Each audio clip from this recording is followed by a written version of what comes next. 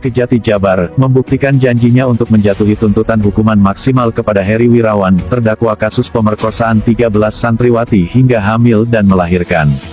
Dalam sidang lanjutan dengan agenda pembacaan tuntutan yang berlangsung di Pengadilan Negeri PN, Bandung, Selasa tanggal 11 Januari tahun 2022 siang, Kajati Jabar Asep Mulyana yang bertindak sebagai Jaksa Penuntut Umum, JPU, menuntut Heri Wirawan dengan hukuman mati. Tidak hanya itu, dalam tuntutannya yang dibacakan dalam sidang tertutup, Heri Wirawan juga dikenakan hukuman kebiri kimia, denda restitusi sebesar 500 juta rupiah, dan diminta namanya diumumkan di media.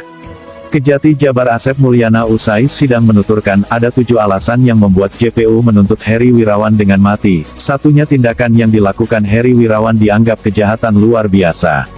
Sebelumnya diberitakan, terdapat 9 bayi yang dilahirkan akibat perbuatan Heri. Bahkan, tercatat ada seorang santri yang melahirkan sebanyak 2 kali. Pada persidangan sebelumnya, Heri Wirawan mengaku perbuatannya itu dilakukan karena hilaf. Dia pun meminta maaf pada keluarga korban. Ya, tuntutan Pak.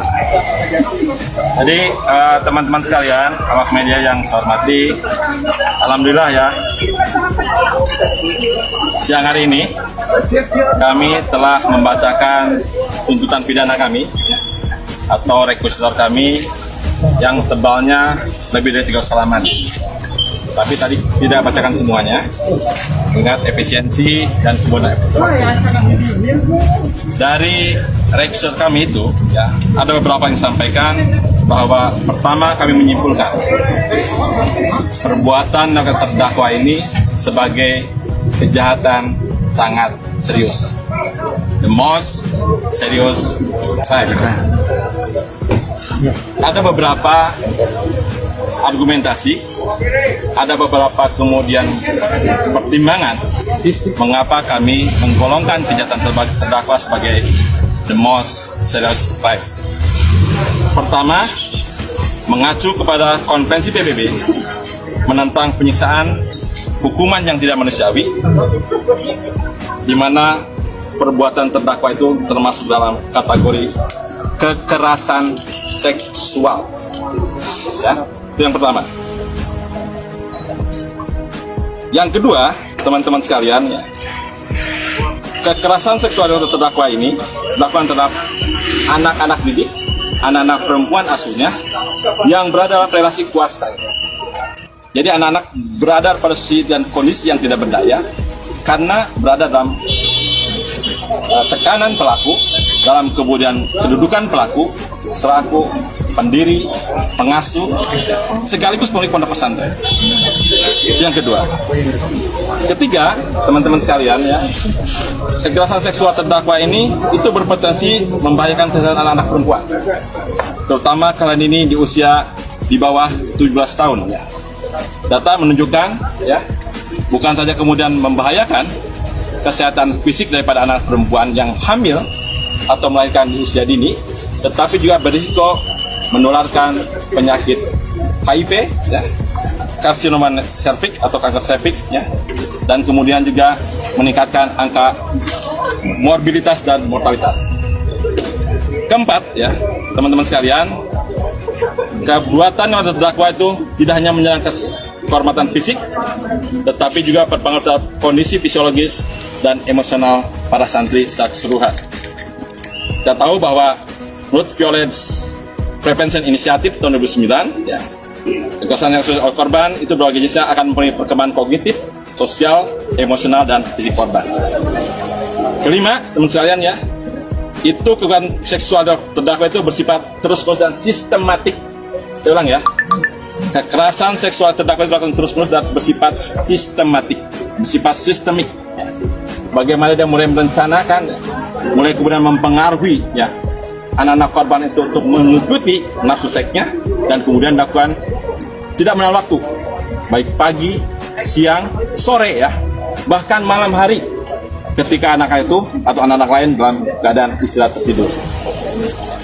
Keenam, ya, ini yang menjadi alasan pemberatan kami, ya, terdakwa menggunakan simbol-simbol agama dan pendidikan untuk memanipulasi dan menjadikan alat justifikasi bagi terdakwa untuk mewujudkan niat jahatnya, melakukan kejahatan. Jadi inilah yang kemudian membuat orang, membuat sebagian anak itu kemudian terpedaya karena manipulasi agama dan manipulasi simbol-simbol pendidikan. Ketujuh, teman-teman sekalian, tentu saja perbuatan terdakwa itu menimbulkan dampak luar biasa, keresahan dan ketakutan sosial, atau social fair. Presiden pun, kepala negara, ibu negara sudah sampai menaruh perhatian terhadap kejahatan terdakwa. Dan terakhir, perbuatan terdakwa berpotensi menimbulkan korban ganda.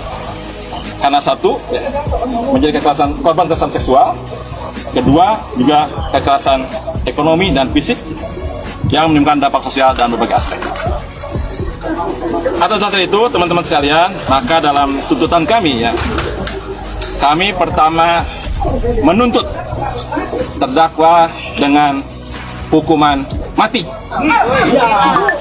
Atau sebagai bukti, sebagai komitmen kami untuk memberikan efek jerah pada pelaku atau pada pihak-pihak lain yang akan melakukan kejahatannya.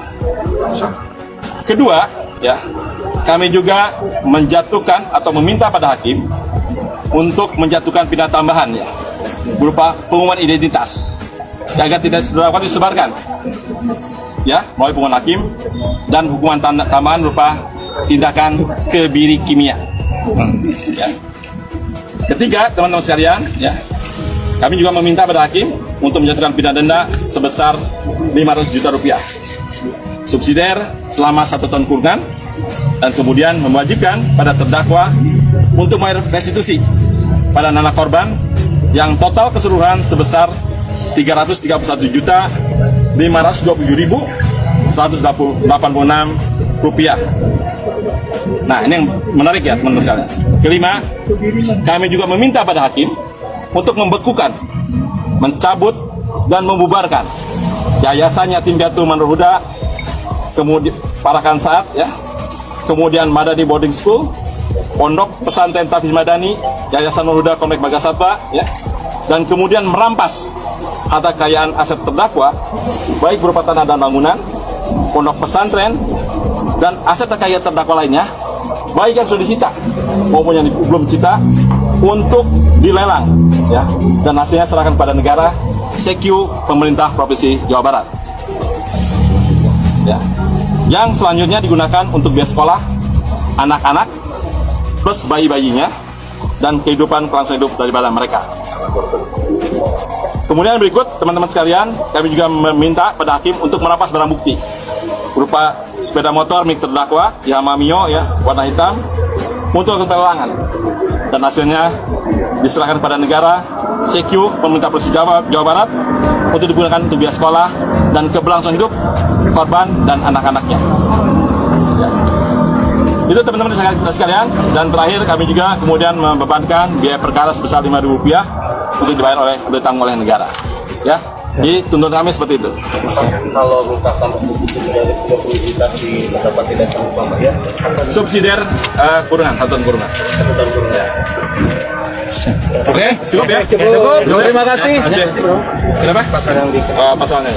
Jadi pasalnya, teman-teman sekalian, nanti kami bagian rilisnya pada teman-teman oleh ini.